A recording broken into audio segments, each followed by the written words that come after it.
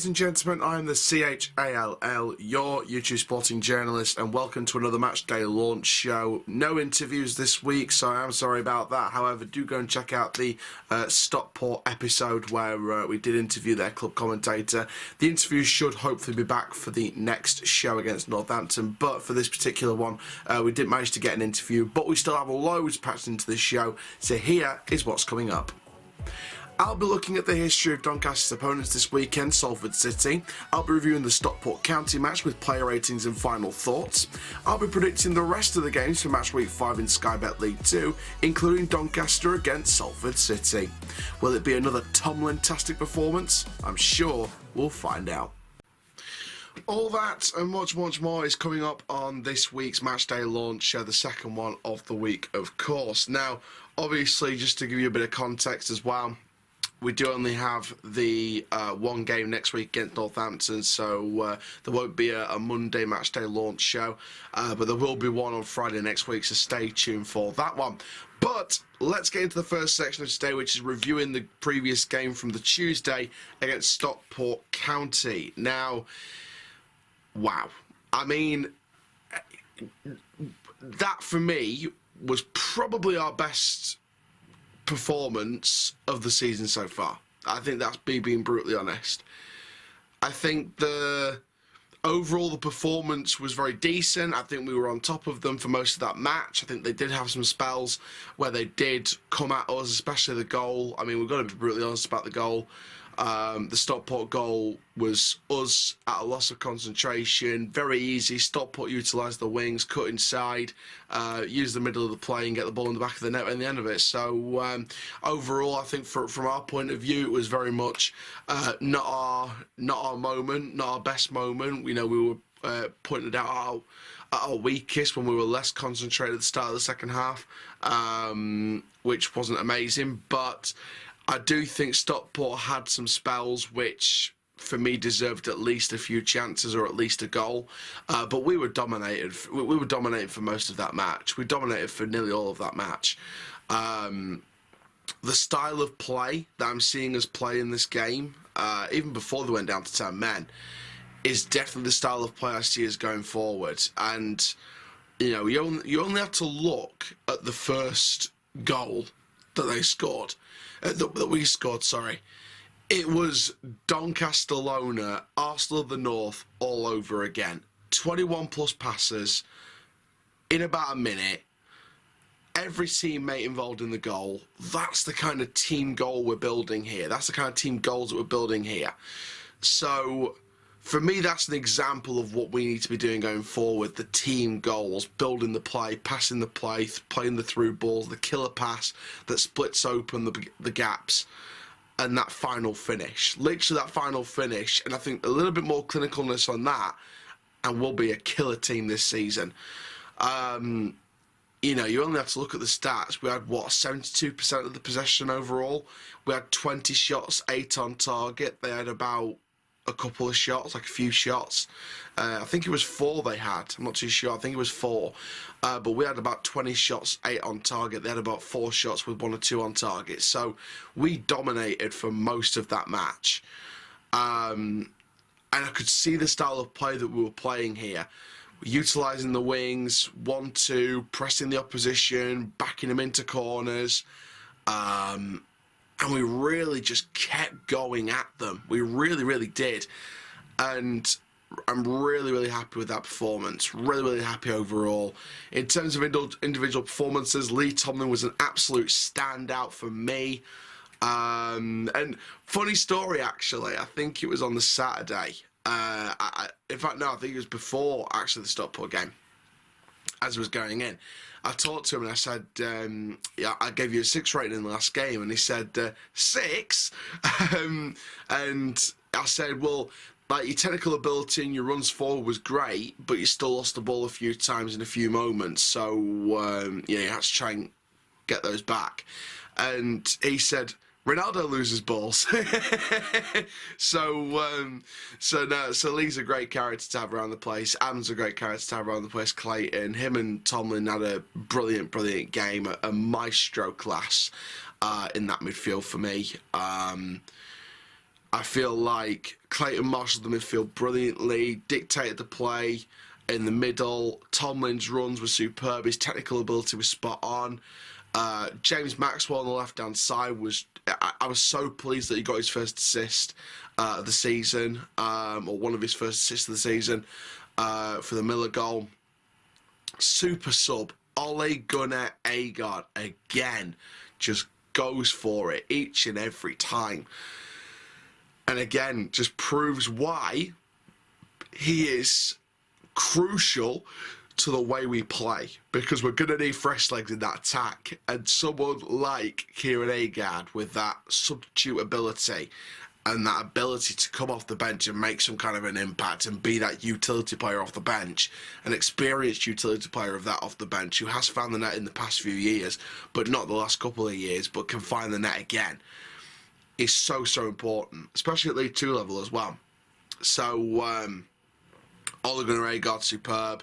Tomlin, man of the match.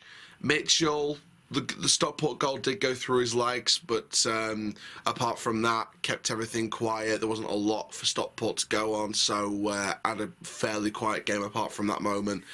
Anderson and Williams again in the centre, apart from the goal, didn't have really a lot to do. You know, they were pretty much just keeping it solid, keeping it safe at the back and trying to get involved in the play and that. And you could see with the first goal especially, you know, the centre-backs were quite high up. Everyone apart from the goalkeeper was pretty much high up. And the passing game, Stockport, because Stockport were down to 10 men, they would not dare go after our passing rhythm, and that helped towards the team goal. Our passing rhythm was allowed to happen because Stockport were very defensive and didn't want to risk it going and exploit gaps, so that allowed the rhythm to create that team goal passing wise. And just overall, every single player on the pitch did brilliantly in that game. In terms of refereeing decisions, I think that the red card on Macaulay Southern-Hales, look, I watched the Scarf That Bagara Wore podcast reaction and review to this game. I do get their point. I'm not going to lie, I do get their point on Rowe's reaction. I don't agree with it, but I understand where they're coming from.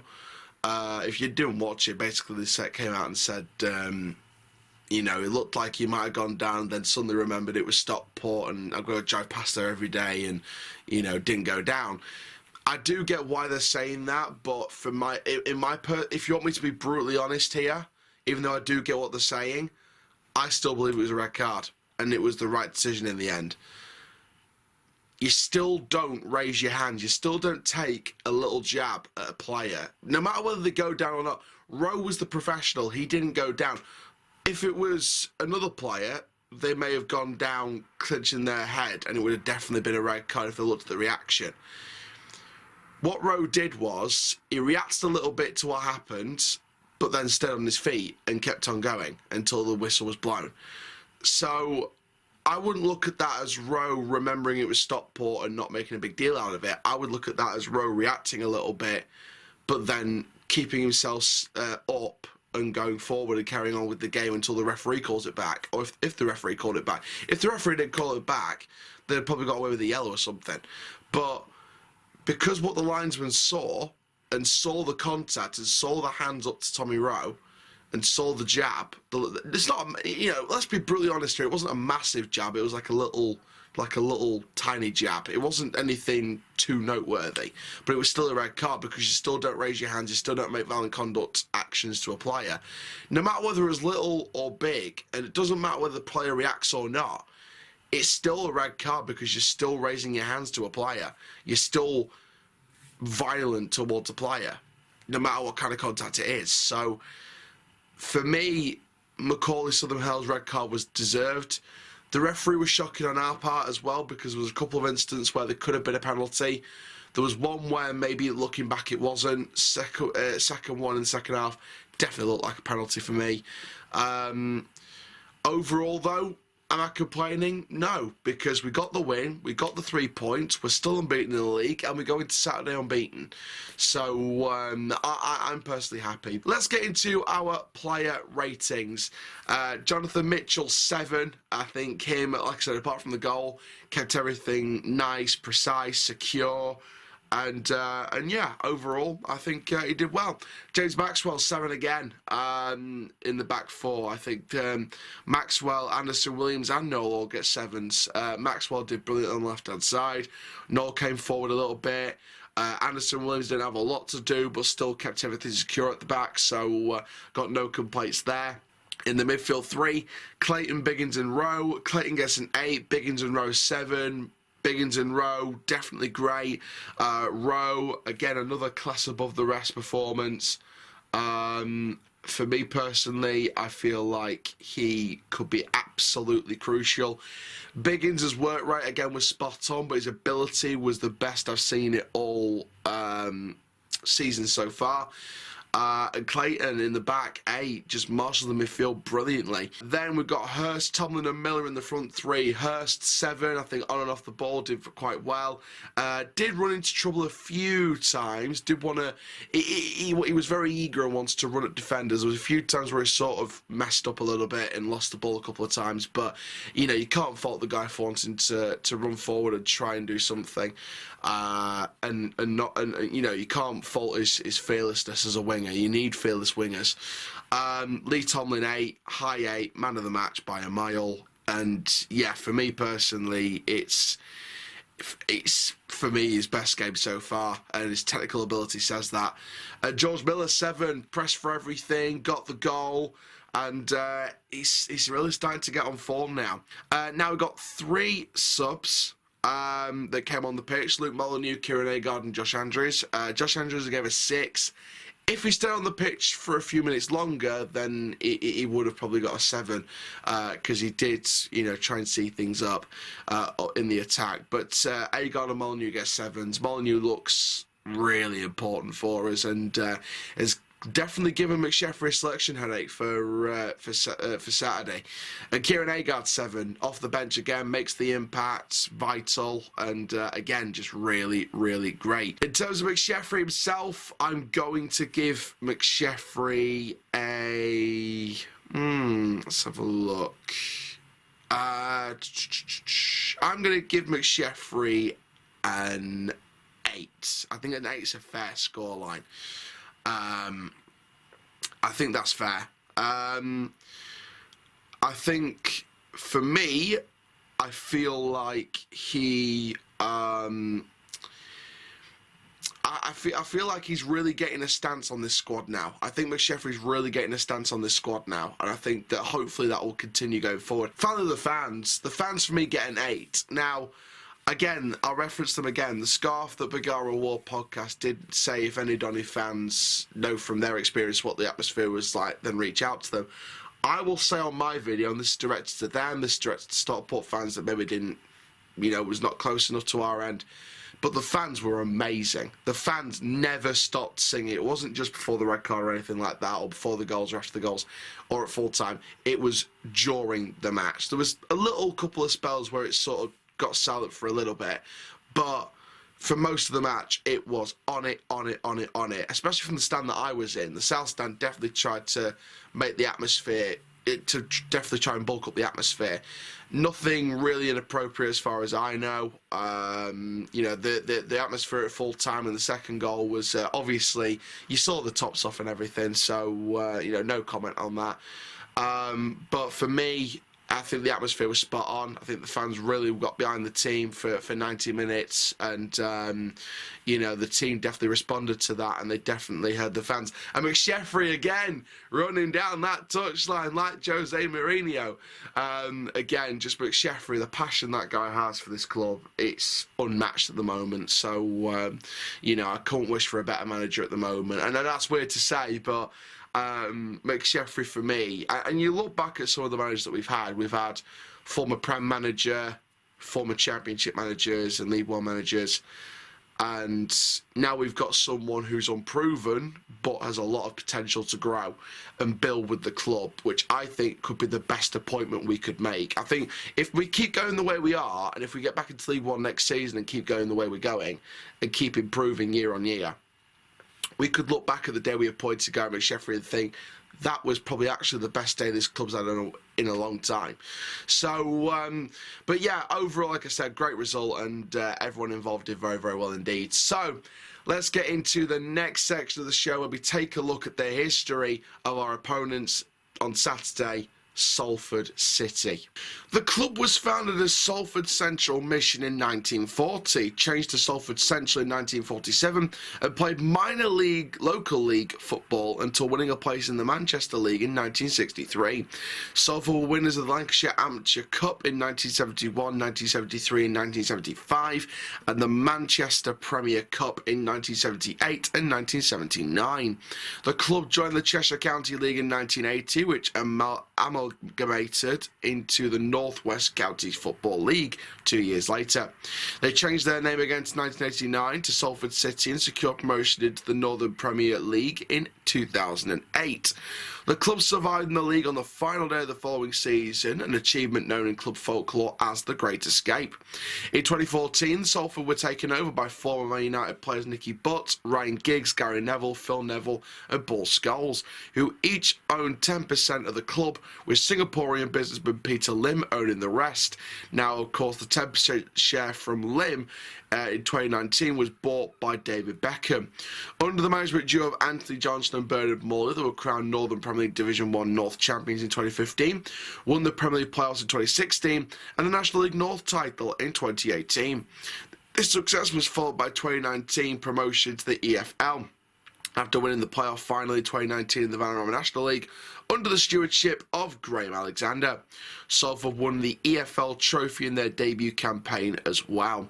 Now, they play their home games at Moor Lane, which underwent a major transformation between 2016 and 2017, and is currently known as the Peninsula Stadium for sponsorship purposes.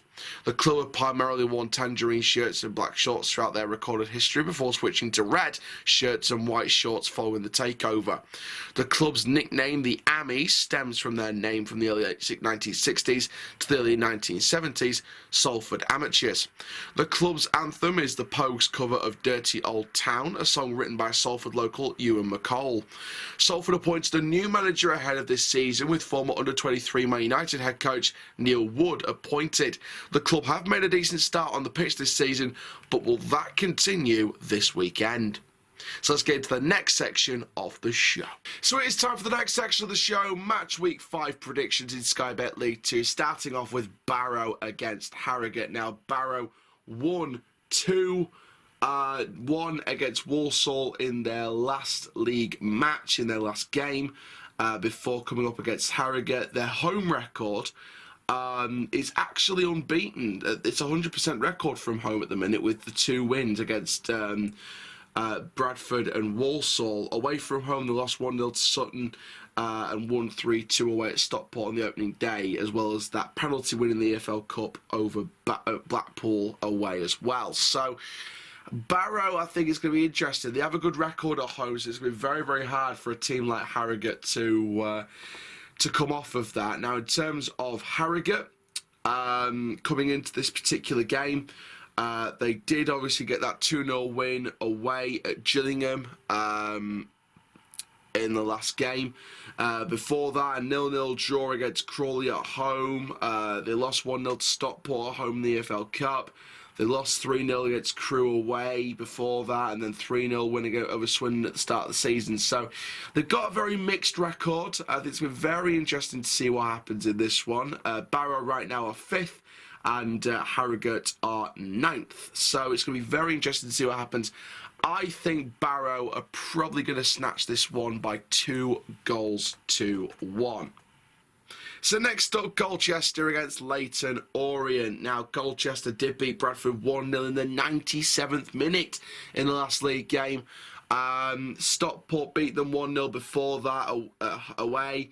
Ipswich lost 1-0 to Colchester in the EFL Cup away from home before that. So, of course, they got that big tie coming up after Leyton Orient on the Tuesday next week against Brentford at home, which should be a very interesting tie for them. Before the Ipswich game, they drew 1-1 against Carlisle at home. And, of course, they opened the season with that 3-2 defeat against Northampton. So, for me, with Colchester, I think it's been a very interesting start to the season. They did get that win over Bradford, but it's not been the greatest start for them. Colchester right now are 15th, so they're only 3 points above that relegation zone this early on, so they want to try and get themselves up and running again. Now Leyton Orient, they've made a fantastic start, 3 wins and a draw in the league.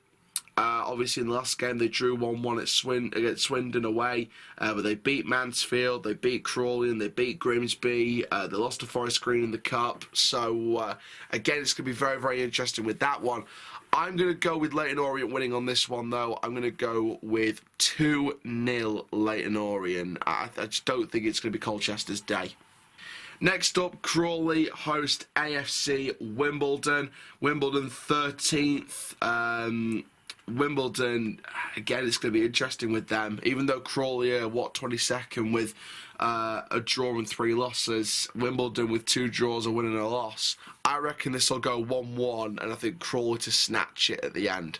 Next up, Crewe host Northampton. Now, Northampton and Crewe are very much in the top 7. Crewe 6th, Northampton 3rd. Crewe with 3 wins and a loss. Northampton with 3 wins and a draw, along with Stevenage, Leyton Orient, and our opponent, Salford City. Now, obviously, it's going to be very interesting to see what happens on this particular occasion. Like I said, Crewe are going to want to keep bouncing back. They're going to keep bouncing forwards, and Northampton want to keep up their impressive start as well. So it's 2 very informed teams for me. I'm going to go with a 1-0 win, and I'm going to go with Crewe on this one.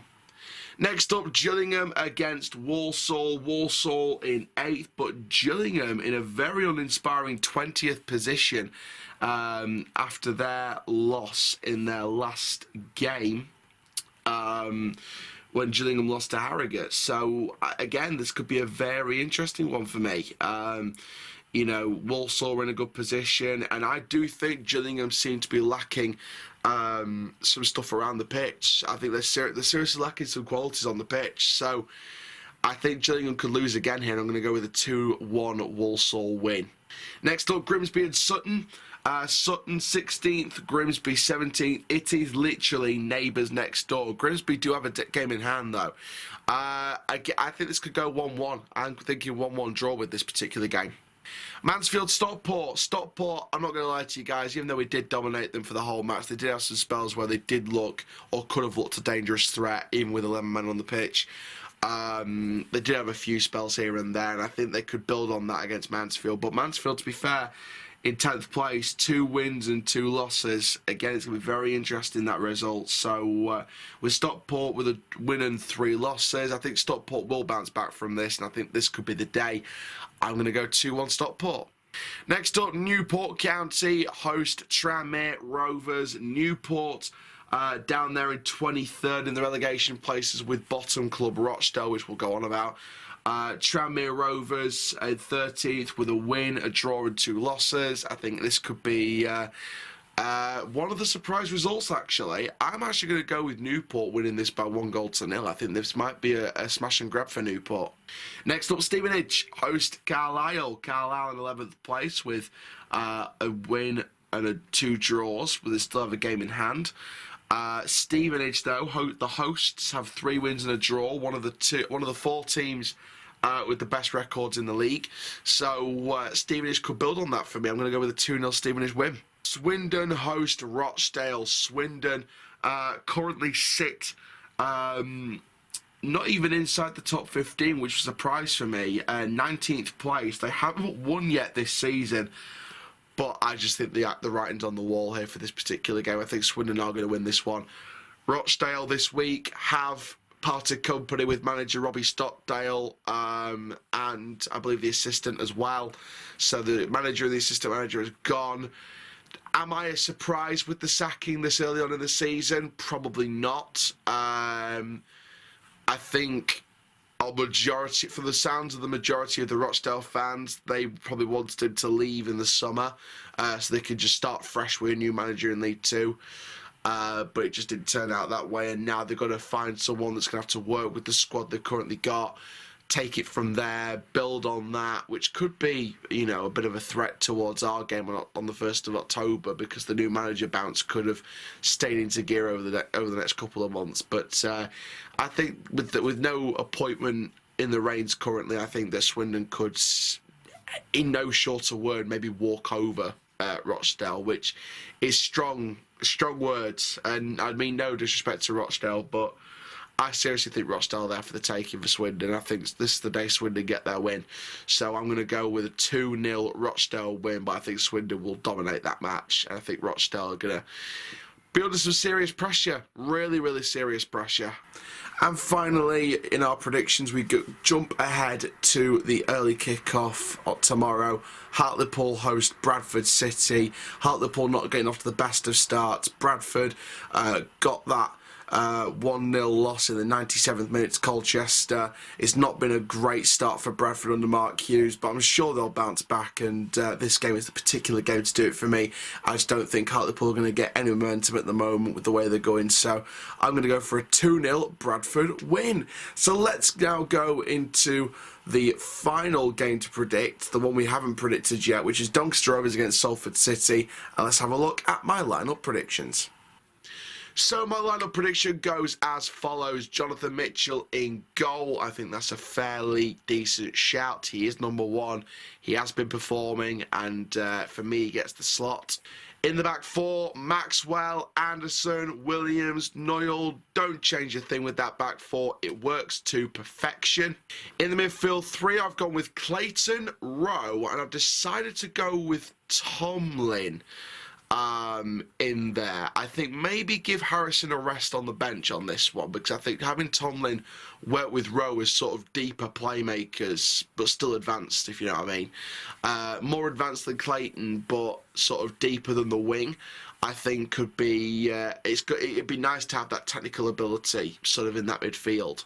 And then finally in the front three, Hurst on the left, Molyneux starting on the right, and Miller up front. And I know it was so hard.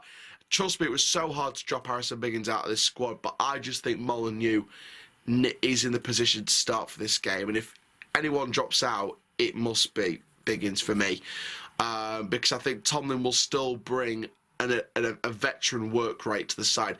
And then, to be fair, what you could do then is, if you need to see out the game but still have someone making advanced runs, you could, or if you wanted to try and maybe go for it a bit more in the final third in the midfield as well, you could either bring off one of the wingers and put Tomlin on the wing, or you could bring off Clayton and have Biggins work as a box-to-box in the middle in between the two playmakers, which could be a way of doing the 4-3-3. So for me personally, I think Biggins might be rested for this one. It was either Biggins or Hurst for me, and I think it's hard to rest Hurst with how good he's been. So I would maybe rest Biggins for this one, and I'd maybe start Tomlin with Rowe in that sort of playmaking midfield in front of Clayton, and then have Molyneux on the wings opposite Hurst on the right-hand side, because for me the right-hand side is Molyneux's best position. But let's predict the scoreline for the game against Salford. So finally, to end the show, the scoreline. Now, again, it's a tough one for me. Salford have only conceded, a couple of goals, 1 or 2 goals this season so far. From what I'm hearing from the Salford camp, it seems to be the defence is rock solid at the back, very hard to break down Salford. The attack needs a bit of work, but the defence is very hard to break down. So it's going to be a real test for our pressing play, a real test for our expansive wing play, a real test for our pressing ground football. So I'm going to risk it. I'm going to go 2-1 Rovers. I don't think we'll come from behind. I think we'll do what we did against Stockport. We'll lead. We'll concede an equaliser, maybe from a set piece, or maybe a quick breakaway or something, and then we'll get a winner. Maybe an added time, more than likely an added time winner from Kieran Agar. But I'm going to go 2-1 Rovers. But that's going to be it for this video, guys. Make sure you do like, comment, subscribe. And for now, I am the CHALL your Dog's Rovers fan and YouTube sporting journalist, and that is full-time Rovers till I die.